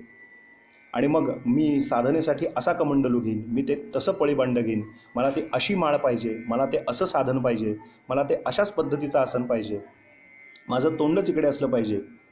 तर हे जे आहेत गोष्टी या मॅटर नाही करत, या गोष्टीला काही किंमत नाही. नंतर प्राथमिक स्थितीत असताना साधनांचा वापर करून साधना झालीच पाहिजे, याचा अर्थ त्याचा अवेअर करायचा असा त्याचा अर्थ नाही. त्या गोष्टींना किंमत आहे, त्या गोष्टींना पण एक महत्त्व आहे, त्यामुळे पण साधनेला एक वेगळी उंची प्राप्त होते. हे अगदी अगदी सत्य आहे. पण होतं काय की आम्ही गुरुचरित्रवाच्या बाबतीत मी मागे बोलताना म्हणालो होतो की ते कांबळं पाहिजे, मग ते असं घोंगड्यावरती झोपलं पाहिजे, वेल्वेटचं काही वापरायचं नाही, वॉलेट काही वापरायचं नाही, चामड्याचं काही वापरायचं नाही, पट्टा वापरायचा नाही, अनवाणी चालायचं, एकभुक्त राहायचं, मग ते भाजकंच अन्न पाहिजे. त्याचं ते सगळं का वर्णन केलं की त्या सगळ्या शुचिरभूततेचा परिणाम 2 तास गुरुचरित्र वाचताना माझं लक्ष नृसिंह सरस्वतींच्या लीला वाचताना डोळ्यात पाणी यावं, मी सद्गत व्हावं, माझं हृदय महाराजांच्यासाठी हेलावून जावं, महाराजांविषयीचं प्रेम माझ्या चित्तात वाढावं. ती प्युरिटी, तो शुद्धपणा माझ्या शारीरिक शुद्धतेमुळे माझ्या मानसिक शुद्धतेवरती परिणाम व्हावा म्हणून केल्या गेलेल्या त्या सूचना आहेत किंवा म्हणून केल्या गेलेले ती बंधनं आहेत. पण नेमकं याच्या उलट आमच्याकडनं घडतं. आम्ही बाकीच्या सगळ्या गोष्टींचा अवडंबर खूप करतो, थाटमाट खूप करतो. का हो, सध्या दाढी केलेली दिसत नाही, ते गुरुचरित्र चाललंय ना आमचं सध्या. मग घोंगड्यावरती हो गुरुचरित्र चाललंय ना आमचं. 10 लोकांना केव्हा एकदा आम्ही सांगतो की आम्ही गुरुचरित्र वाचतोय, पण त्या 2 तासाच्या गुरुचरित्र वाचनात आम्ही तिथे असतो का? आम्ही शेतकऱ्याच्या घरात महाराज गेले आणि उभं पीक कापायला सांगितलं आणि भरघोस पीक त्याला आलं, महाराजांनी अकाळी पाऊस पाडून पुन्हा त्याचा उद्धार केला आणि भरघोस पीक त्याच्या ह्याच्यात शेतामध्ये आलं, भरभरून पीक आलं. हे चरित्राख्यान छोटं वाचताना माझ्या डोळ्यात पाणी येतंय का? महाराज किती कृपावंत आहेत. तशी कृपा त्या अडाणी शेतकऱ्यावरती केली तशी माझ्यावर कधी करतील असं मला तो अध्याय वाचून वाटतंय का? ते व्हावं म्हणून ही सगळी बंधनं आहेत. पण आम्ही बंधनांचाच बागुलबुवा एवढा करतो का? या चहा नाही सध्या परान्न घ्यायचं नाही, पारायण चाललंय माझं. काय हो मग सध्या हे नाही, भाजका अन्न खायचं आहे मला. मी त्याची टीका किंवा निंदा नाही करत आहे, आपल्याला मुद्दा लक्षात आला असेल. ते पाळलंच पाहिजे, पण ते का पाळायचं आहे त्याच्या मागचं कारण कळलं पाहिजे. त्या शारीरिक शुद्धतेचा परिणाम, त्या शारीरिक शुद्धतेच्या अनुशासनाचा परिणाम, शरीर शुद्ध झालं की माझं मन शुद्ध होईल आणि शुद्ध शरीर मनाने मग मी वाचेन ते गुरुचरित्र वाचेन. श्री गुरु म्हणती शिष्यासी, पुढे कथा वर्तिली कैसी, विस्तारावे आम्हासी. ती जी काही चरित्र मी पुढे वाचेन त्या वाचनाने माझं काया वाचा मन शुद्ध होईल आणि मग मी एकरूपपणे दत्तचरणी विलीन होईल. ही मेन कन्सेप्ट, ही मेन संकल्पना आपण लक्षात घेतली पाहिजे. पण आपण अडकतो साधनांमध्ये. माळच पाहिजे, इकडेच तोंड पाहिजे. एकाने तर एकदा कीर्तनाला गेल्यानंतर विचारलं, बुवा आमच्या आता शहरात घरं अशी असतात 1, 2, 3, 4 सोसायटी. एकाने सांगितलं आमचं घर जे आहे ना ते नेमकं आमचं पूर्वेकडे आहे, पण आमच्या इकडे जो आम्हाला मारुतीचं जी टाईल्स लावायचं आहे ना, त्या मारुतीचं जे तोंड आहे ना टाईल्सचं, म्हणजे ती टाईल्स अशा पद्धतीची की त्याचं जे तोंड आहे ना ते आमच्या शेजारच्या याच्याकडे जातं, आमच्या घराकडे येत नाही. मग तिकडे उत्तरेकडे तोंड असलेला मारुती लाभदायक ठरेल ना घरात? किंवा असे काहीतरी लोक काहीही प्रश्न विचारत असतात किंवा आपल्या डोक्यात सुद्धा अशा कसल्या तरी कल्पना येत असतात. आपण एक पक्क लक्षात ठेवूया की एक जो परमेश्वर तत्व आहे ते सर्वत्र व्याप्त आहे. जर तो सर्वत्र व्याप्त आहे तर तो दशदिशांना व्यापून उरलेला आहे. भू जल तेज समीर काष्ठादिकी असे भरला, स्थिरचर व्यापुनी अवघा जो जगदात्मा दशांगुले उरला.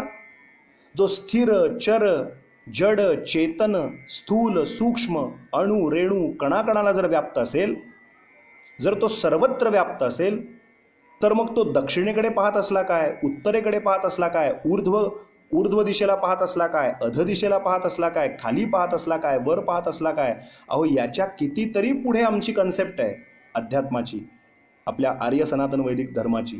ते गणपतीला प्रार्थना करताना म्हणतं, अवोत्तरात्तात, अवदक्षिणात्तात, अवचोर्ध्वात्तात, अवाधरात्तात, सर्व तो माम पाही पाही समंतात. आलं नाही का वाक्यात सगळं, की तू पुढे माझं रक्षण कर, मागे माझं रक्षण कर, उजवीकडे माझं रक्षण कर, डावीकडे माझं रक्षण कर, वरती माझं रक्षण कर, वरच्या दिशेला माझं रक्षण कर, खालच्या दिशेला माझं रक्षण कर. इतकं म्हणून भागलं नाही, म्हणून म्हटलं जेवढ्या जेवढ्या काही भागात मी फिरेन तिथे सर्व दिशांना माझं रक्षण कर. आता सर्वत्र जर तो आहे तर अशा काही काही क्षुल्लक शंका आपल्याला उपासक म्हणून घेत असताना किंवा साधक म्हणून घेत असताना किंवा आपण भक्ती मार्गाला लागल्यानंतर तो दक्षिण दिशेला तोंड असलेला मारुती ना, तो दक्षिणाभिमुखी मारुती फारच जागृत असतो. मग उत्तराभिमुख असलेला मारुती काही झोपलेला असतो का? दक्षिणाभिमुख जागृत असतो आणि उत्तराभिमुख काही झोपलेला असतो का? आमच्याकडचे दत्त महाराज अतिशय जागृत आहेत, मग बाकीच्या ठिकाणचे दत्त महाराज काही झोपलेले असतात का? या संकल्पना स्वच्छ आणि स्पष्ट जर करून घेतल्या की दत्त हे तत्व नित्य जागृतच आहे, दत्त हे दैवतच जागृत आहे, किंबहुना सगळे दैवतही जागृतच आहेत. आपण बुद्धीच्या पातळीवरती झोपलेले असल्या कारणाने आपले डोळे, आय ओपनिंग ज्याला म्हणतात, आपले अजून डोळे नीट उघडले नाहीत. मग आमच्या पोटात शूळ काय आहे? आमच्या लावलेल्या टाईल्सच्या मारुतीचं तोंड मात्र शेजारच्याकडे आहे. आमच्या मुळात पोटशूळ तिथे आहे. की मग एकाने तर खरोखरच घडलेलं विचारलं, म्हणजे आमच्या टाईल्सवरच्या मारुतीचे डोळे समोरच्या शेजारच्याकडे जातात, म्हणजे त्याची जी प्रेमळ नजर आहे ती शेजारच्या घरात जाते. मग माझ्या घरात तशी टाईल्स लावावी का पुढे असलेला मारुती लावावा? मी म्हणलं ह्या शंकाच किती शूद्र पातळीच्या आहेत. अशा पद्धतीच्या शंकाच आपल्या मनात येता कामा नये. अहो मारुतीराय कुठेही बघू देत, तुमच्या दाराच्या वरती मारुती आहेत ना, तुमच्या दाराच्या वरती गणपती बाप्पा आहेत ना, तुमच्या दाराच्या वरती दत्ताची प्रतिमा लावल्यात ना, बस. तुकाराम महाराजांचे ग्रंथ यासाठी वाचायचे, दासबोध यासाठी वाचायचा, एकनाथी भागवत यासाठी वाचायचं की आपल्या या पद्धतीच्या कन्सेप्ट चौकटी स्वच्छ स्पष्ट होऊन जातात. तुकाराम महाराजांनी विचारलं आपल्याकडे, मी पुन्हा पुन्हा सांगतोय की गल्लत करायला नको, तिथी वार नक्षत्र वेळ काळेला महत्त्व आहेच, निश्चित आहे. हे कुठं? व्यावहारिक पातळीवरती. पण अध्यात्म त्याच्या कितीतरी परे आहे, कितीतरी वरती आहे, कितीतरी उंचीवरती आहे. तुकाराम महाराजांना विचारलं, तुमच्यासाठी नामस्मरणासाठी कुठलं तिथी वार नक्षत्र बघून? काही जणांना काहीच करायचं नसतं, मग काही जण विचारतात या तिथीला सुरू करू का, त्या तिथीला सुरू करू का? काही जण आपापल्या गुरुजनांना विचारतात. आपल्याकडे एक छान सूत्र आहे, शुभस्य शीघ्रम. तुझ्या मनात आलंय ना, तो विचार पालटायच्या आत कामाला लाग. शुभस्य शीघ्रम. कारण कल करे सो आज, आज करे सो अब. असं वाटतंय ना मनात की मी उपासना करीन, मी साधना करीन, असं जर वाटतंय ना मनात, मग मी तिथीवार नक्षत्र बघीन, मग एखादा शुभ दिन बघीन आणि मग मी नामस्मरणाला लागेन. कशाला? मगाशी जे उदाहरण सांगितलं, अहो काम करता करता, कर्म करता करता गाठी बांधल्या, झाला ना लाखोचा जप. कोणी पेढ्याच्या दुकानात आहे, कोणी किराणा मालाच्या दुकानात आहे, मनातून आतून आपल्या इष्टदेवतेचं नाव घेतलं आणि देताना देय वस्तू दिली, झाली ना साधना तिथेच. कुठे जपाची माळ आवश्यकता आहे? म्हणून आजच्या भागाचा विषय हा की साधनांनी युक्त साधना करणं आणि साधनांव्यतिरिक्त सुद्धा साधना करता आम्हाला आली पाहिजे. साधनं नाही मिळाली का तडफडायला नको त्यासाठी जीव. अहो ते नव्हतं ना आज माझ्याकडे, अमकं तमकं नव्हतं म्हणून माझी आज साधना झाली नाही किंवा म्हणून माझी आजची उपासना झाली नाही, हे असं होता कामा नये.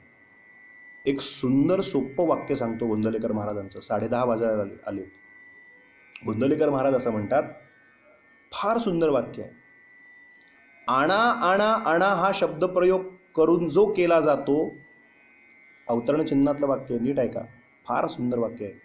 महाराज म्हणतात आणा आणा आणा, या संकल्पनेतनं जो केला जातो त्याला प्रपंच असं म्हणा, आणि तुमच्याचकडे आहे ते वापरून जे करायचं आहे त्याला परमार्थ असं म्हणा. थोडं समजून घेण्यासाठी हे वाक्य लक्षात घेऊया. एखादा घरात बसतो आणि बायकोला ऑर्डर सोडतोय, काही घरात माणसं आली की चहा टाक, 4 चहा कर, 4 कप चहा कर. तिने 4 दिवस आधीपासून सांगितलेलं असतं नवऱ्याला, तो चहा संपत आलाय, बाजारातनं चहा घेऊन या. ह्याने दुर्लक्ष केलं होतं आणि एकदम 5-6 माणसं घरात आले आणि ऑर्डर तर अगदी बाहेरच्या बैठकीच्या खोलीतनं दिली. 5-6 कप चहा करा. मग ती सुद्धा हुशार असते, ती आतनं सांगते आधी चहा आणा. आणा आणा आणा ह्या शब्दप्रयोगानं जो केला जातो त्याला प्रपंच म्हणा. प्रत्येक गोष्ट आणा म्हणजे बाहेर जाऊन आणून करायचा असतो त्याला प्रपंच म्हणतात. बघा, आपण भात करायचा आहे, तांदूळ बाजारातनं आणावं लागतात. आमटी करायची आहे, डाळ बाहेरनं आणावी लागते. एकही गोष्ट घरातली अशी नाही आहे की ज्यामुळे प्रपंच चालतो. एकही गोष्ट, एक सिंगल गोष्ट, एक साधी, एक सुद्धा गोष्ट. अहो, सदरा उसवला, एखाद्या वेळेला आपल्या वस्त्राचं एखादं बटण उसवलं, बटण लावायचं आहे, नुसत्या संकल्पाने लावू शकतो का? सुई पाहिजे, अहो म्हणजे सुई दोरा आणा. सुई दोरा कुठे आहे? आणा म्हणतोच ना, सुई दोरा आणा. मग सुई दोरा कुठे? शोधलं, नाही मिळालं, बाजारात जा, आणा. आणा या कॅटेगरीमध्ये जे असतो त्याला प्रपंच असं म्हणतात.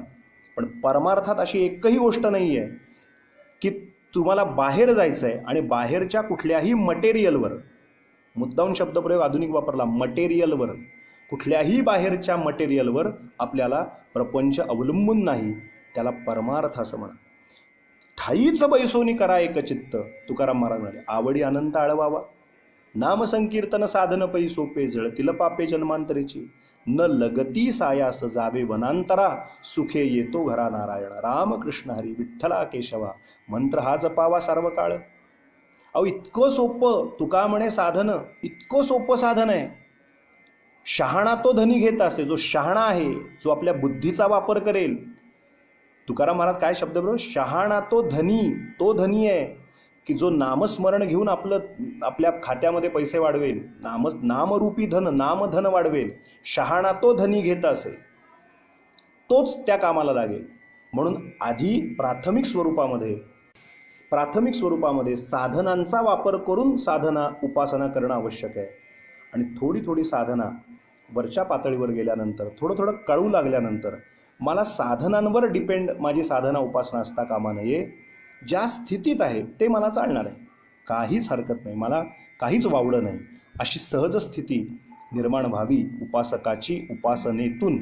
आणि मग तादात्म्य व्हावं, त्याविषयीच फक्त चर्चा घडावी.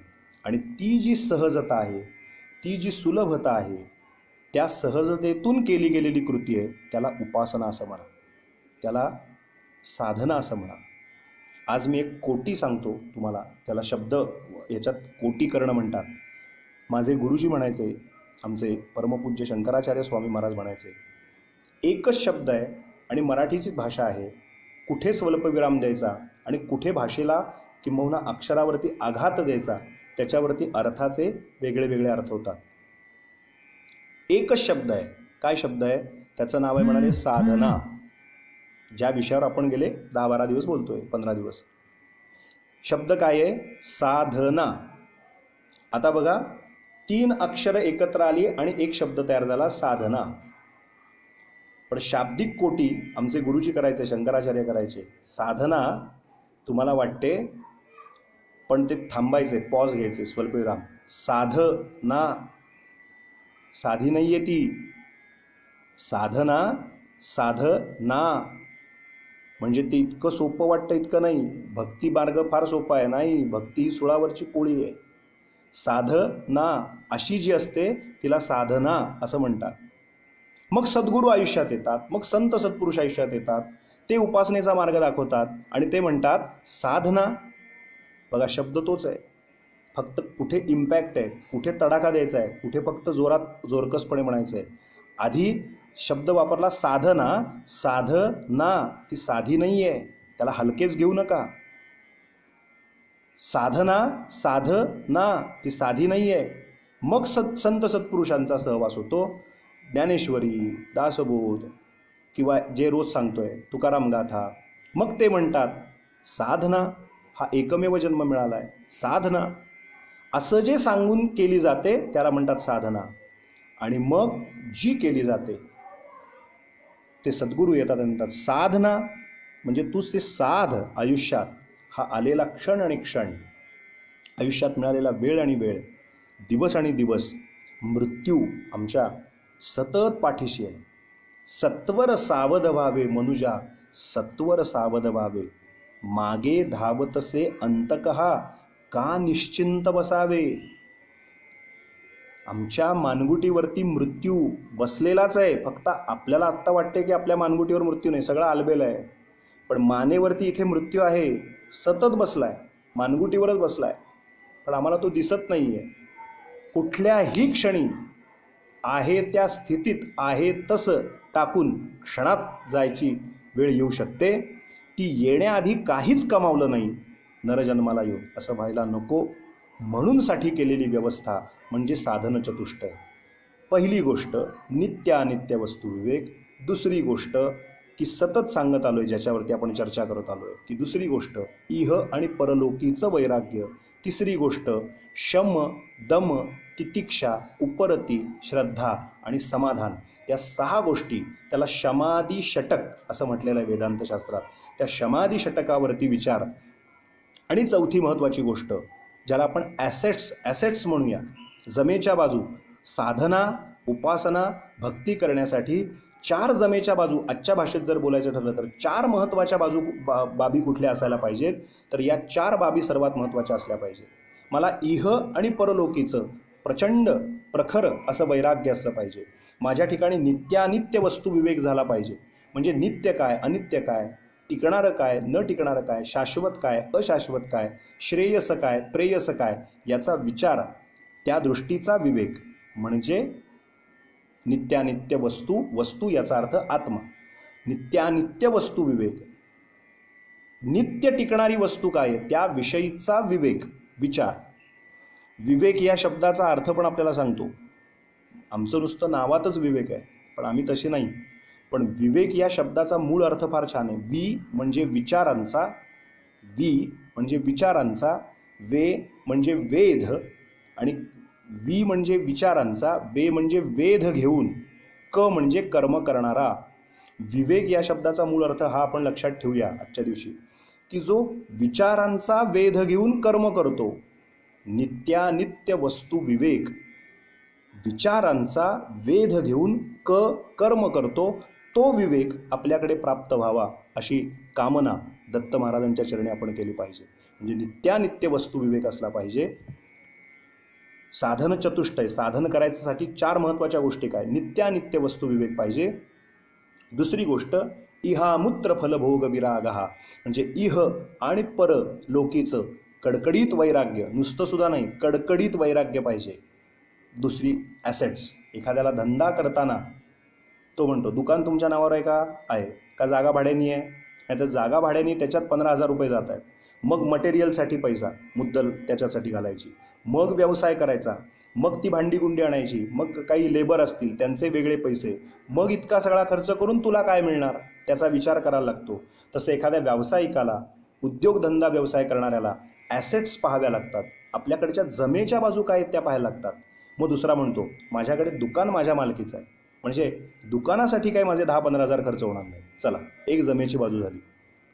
दुसरी गोष्ट लेबर, कामगार पाहिजेत. नाही म्हणाले ते माझ्या नात्यातले काही गरजू आहेत, ते 2-3 जण पैशासाठी गरजवंत आहेत, ते माझ्याकडे नोकरी करू शकतात, म्हणजे माझे तिथे 2 पैसे वाचतील, म्हणजे ते मला सहज सुलभ आहे.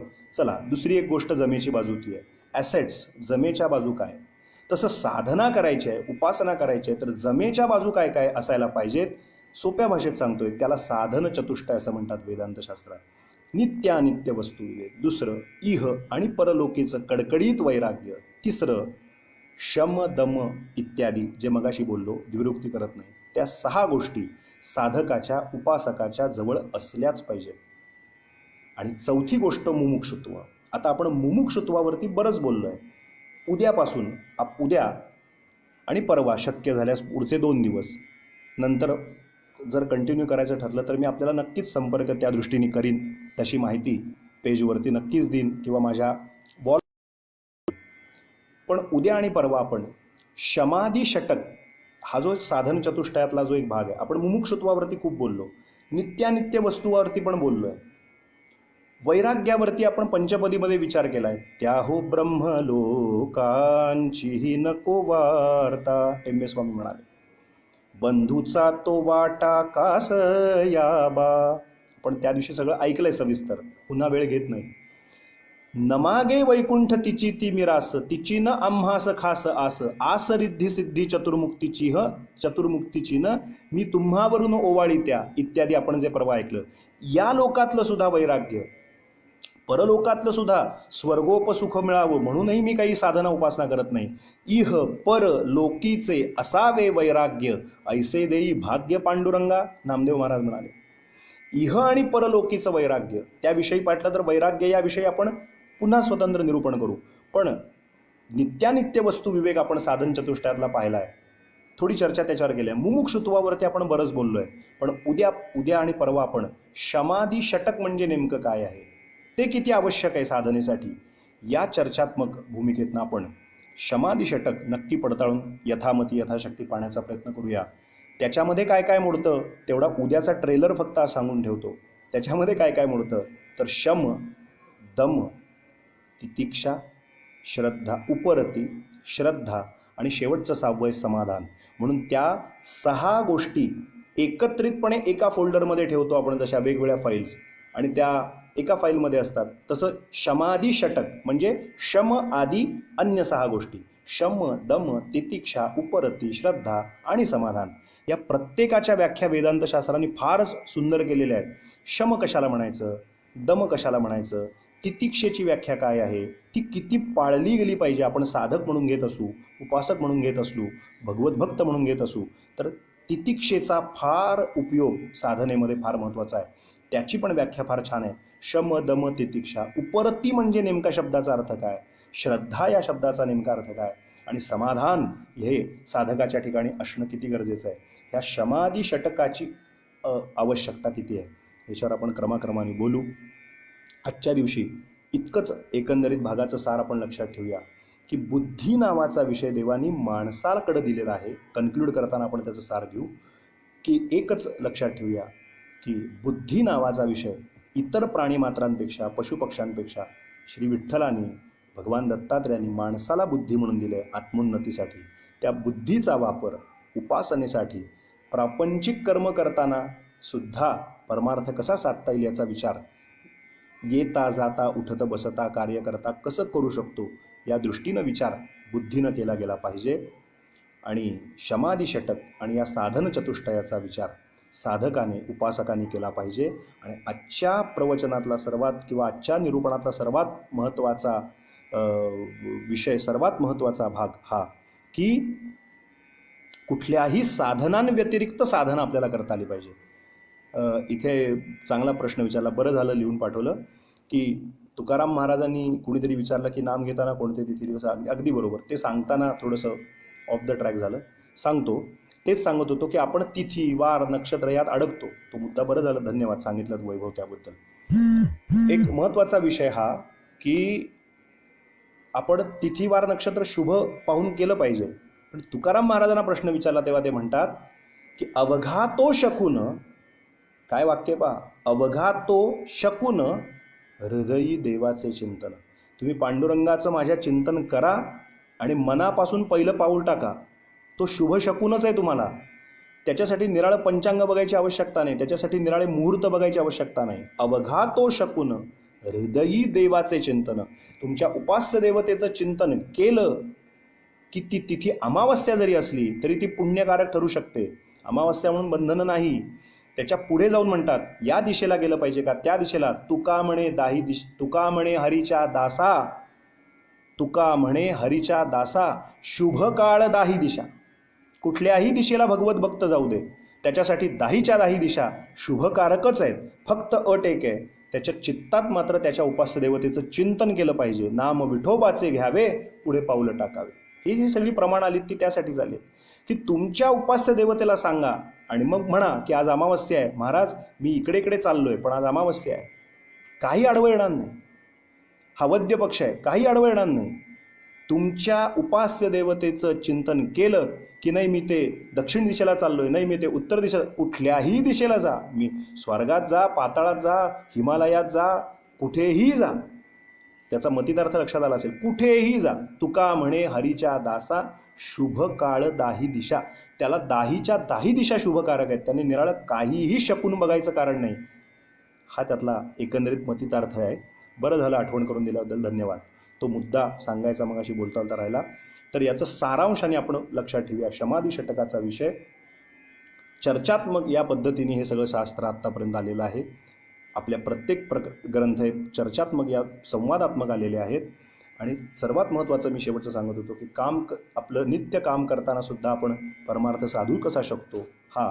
आणि चौथा महत्त्वाचा विषय की जो सर्वात महत्त्वाचा आजच्या दिवसातला, आधी साधनं घेऊन साधना करायची आहे आणि नंतर साधनांव्यतिरिक्त सुद्धा साधना ही करता आली पाहिजे सहज स्थितीत. माळ असलीच पाहिजे, असेल तर उत्तम आहे, नसेल तर ही बोटं दिल्यात ना, ही पेरं असतात, ती काही काही जण वापरतात, पेरांवरती मोजतात बोटाच्या नामस्मरण. माळ असली उत्तम, नाही आत्ता माळ, चरफडता कामा नये, तळमळता कामा नये, ठीक आहे. साधनं नाही आहेत ना, साधनांवर साधना अवलंबून राहिली की माणूस साध्यापासून दूर होतो. म्हणून त्याचं लक्ष हे साध्याकडेच असलं पाहिजे, साधन महत्त्वाचं नाही. एक शेवटचं उदाहरण सांगतो आणि थांबतो. आपण महापुरामध्ये किंवा नदी पार करताना नौकेत बसतो आणि पलीकडे जातो. नौका काय आहे तर नौका हे साधन आहे. ते एकंदरीत ठीक आहे ना, तिच्यात काही छिद्र नाहीत ना, त्यात काही पाणी येत नाही ना, ती बुडणार नाही ना, एवढी खात्री त्या नौकेत बसण्यापूर्वी करायची. पण नौकेत बसल्यानंतर उद्दिष्ट फक्त एकच असतं की हे फक्त साधन आहे, साध्य नाही. माझं जे साध्य आहे ते पहिलं तीराला जाणं हे माझं साध्य आहे. ती नौका हे माझं साध्य नाही. आपलं होतंय काय, आपण त्या नौकेवरतीच खूप अडकून बसलोय. आपल्याला नौका हे माध्यम आहे, त्या नौकेतनं पलीकडे जायचं आहे. पलीकडे जाण्याचं माध्यम नौका आहे. आपण नौकेलाच साध्य समजतो आणि अडचण होते. हा आजच्या एकंदरीत बोलण्याचा पूर्णतः मतितार्थ सद्गुरु कृपेने आपल्या पुढे ठेवला. उद्या आपण बरोबर 9:30 वाजता शमाधी षटकावरती निश्चितपणानं चर्चा करू. शम कशाचा करतात, दम कशाला म्हणतात, तितिक्षा कशाला म्हणतात, त्याच्यावर आपण क्रमाक्रमानं चर्चा करू. यथामती यथाशक्ती. पुनश्च एकदा वारंवार विनंती करतो याप्रमाणे, हे माझं नव्हे, इदं दत्त न मम, हे माझं नव्हे. काही काही जण लिहिताना भावातिरेकामध्ये बुवा तुमची वाणी अशी वाटते, थांबू नये असं वाटतं, इत्यादी इत्यादी काय काय लिहित आहेत. पण हे माझं नव्हे, हे माझ्या सद्गुरूंच्या सहवासात ऐकलेलं किंवा जे काही वाचलं आहे, ऐकलं आहे, तेवढं फक्त आपल्यापुढे पोस्टमनसारखं ठेवायचं काम फक्त करतोय. पोस्टमन हा महत्त्वाचा नसतो. पंढरपूरकडे आप्पा म्हणायचे, अनंतराव आठवले म्हणायचे, पंढरपूरकडे 150 किलोमीटर अशी बोर्ड असतो. बोर्ड कधीही पंढरपूरला जात नाही. बोर्ड वाचणारा गेला तर नक्की पंढरपूरकडे जातो. त्यामुळे माझे काम किंवा कुठल्याही कीर्तनकार प्रवचनकाराचं काम हे फक्त बोर्डासारखं असतं. तो दाखवतो मार्ग, तो किंवा त्याला जे जे काही संत वाक्याचे प्रमाण आहेत ती उद्धृत फक्त करायची असतात. पोचायचं असतं पांथस्थाला. तर मी, तुम्ही, आपण सगळे या संत सत्पुरुषांनी आपल्याला मार्गदर्शन जे करून ठेवलं आहे त्या मार्गावरतून आपण पुढे जाण्याचा प्रामाणिक प्रयत्न, ती मतं, ती प्रमाणं, त्यांची वाक्य या लॉकडाऊनच्या निमित्ताने आपल्या डोक्यात पक्की करूया. आणि हे तयार केलेली पाथेय, ही शिदोरी घेऊन आपण इथून लॉकडाऊन नंतर जर इम्प्लिमेंट करू शकलो आपल्या आयुष्यात, खाता पिता उठता बसता अनुसंधान, तर ते किती सुंदर होईल याचा विचार आपणच चिंतन करून करूया. आता अधिक वेळ नको. विश्वशांतीसाठी, सर्वत्रांच्या भल्यासाठी दररोज करतो त्याप्रमाणे आपण घोरात कष्टोद्धरण स्तोत्र म्हणून टेंबे स्वामींच्या शब्दाचा आधार घेऊ. अत्रिपुत्र दत्तात्रेयांच्या चरणी प्रार्थना करू की हे सगळं जग लवकरात लवकर सुरळीत होऊ द्या. तुमच्या कृपेनं सगळे सुस्थितीत येऊ द्यात. ही रोगराई, इडा पिडा बाधा सगळी नष्ट होऊ द्या. आणि ही महामारी लवकरात लवकर, शीघ्रातिशीघ्र दूर होऊन सगळ्यांचं आयुष्य सुखमय, मंगलकारक असं पुन्हा सुरू होऊ द्या. असं त्या वैश्विक सत्तेला प्रार्थना करूया. ज्यांना कोणी राम म्हणतं, कोणी कृष्ण म्हणतं, कोणी दत्त म्हणतं. आपापल्या इष्टदेवतेच्या चरणी प्रार्थना करूया. सर्वेत्र सुखिनः सन्तु, सर्वे सन्तु निरामयाः, सर्वे भद्राणि पश्यन्तु, मा कश्चित् दुःखमाप्नुयात्. कल्याण व्हावे सर्वांचे, कोणी दुःखी असू नये, अशी मंगलमय कामना आजच्या दिवशी सुद्धा करतो. घोरात कष्टोद्धरण म्हणूया आणि थांबूया. सगळ्यांना खूप खूप प्रेमळ असा प्रेमपूर्वक नमस्कार. शुभरात्री. 11:15 झाले तरीसुद्धा आपण जवळजवळ 150 लोक उपस्थित आहात आणि अनेक जण आपापल्या वॉलवरती सुद्धा शेअर करतायत असं दिसतंय. आपण हे भरभरून द्या. हे माझं नव्हे, हे आपण शेअर केलं तर चालेल का विचारायचा प्रश्नच ठेवू नका, अवश्य शेअर करू शकता. जर हे आपल्याला उत्तम चांगलं काहीतरी असं वाटत असेल तर ते आपण नक्की शेअर करा. हाच एपिसोड दुसऱ्या दिवशी सकाळी त्याची प्रोसेस सगळी होऊन रात्री खूप कष्ट घेत असतात. आपल्याला माहितीसाठी आजच्या दिवशी सांगतो, हा तासा दीड तासाचा व्हिडिओ झाला की तो तास दीड तास ते इंटरनेटवरती लावायचा, मग तो प्रोसेस होते, मग ते काय काय करायचं, मग ते थंबनेल करायचं, काय काय बऱ्याच भानगडी असतात. मी तर वाढीत आहे, पण जी करणारी लोकं आहेत मुंबईला काही उपासक मंडळी, ती त्याच्यावर काम करून दुसऱ्या दिवशी ते तळमळीने यूट्यूबवर पोस्ट करतात. त्यामुळे अनेकांना जे फेसबुक वापरत नाहीत त्यांना यूट्यूबवर पण बघायला मिळतं. त्या सगळ्यांना सुद्धा मी मनापासून धन्यवाद आणि कृतज्ञता व्यक्त करतो की विवेक बुवा गोखले या यूट्यूब चॅनलवरती सुद्धा आपण हा व्हिडिओ दुसऱ्या दिवशी पाहू शकता. आणि जे श्रीपाद श्रीवल्लभ हे जे पेज आहे त्याच्यावरती आपण ते पेज फॉलोही करू शकता आणि लाईकही करू शकता, म्हणजे आपल्याला नोटिफिकेशन मिळू शकते त्याची. आज इथे पुरे, एवढ्या वरती थांबूया. महाराजांच्या चरणी प्रार्थना करूया.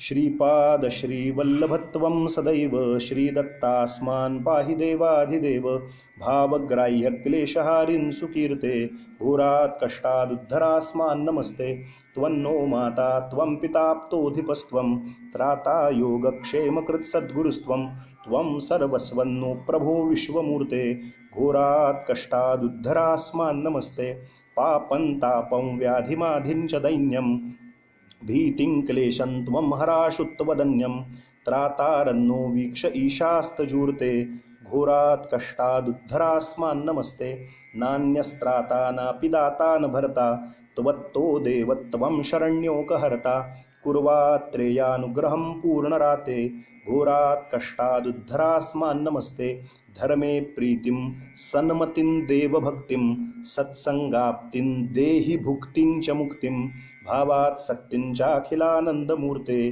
घोरात् कष्टादुद्धरास्मान् नमस्ते श्लोकपञ्चकमेतद्यो लोकमङ्गलवर्धनं प्रपठेन्नियतो भक्त्या स श्रीदत्तप्रियो भवेत्. अवधूतचिंतन श्री गुरुदेव दत्त.